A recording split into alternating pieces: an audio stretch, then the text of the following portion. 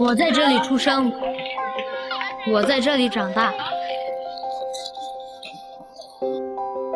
我们家是卖土陶生意的。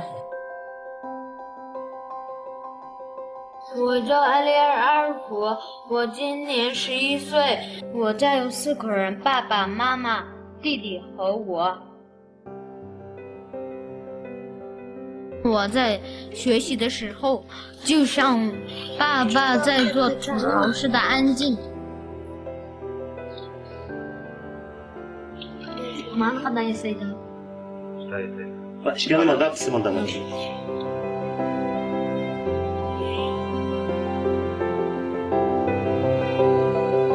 我爸爸的爸爸、爷爷的爷爷都是卖土陶的。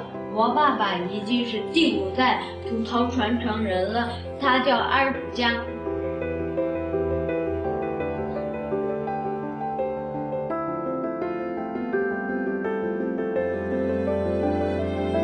一堆看着不起眼的泥巴，在我爸爸的手中变出花样。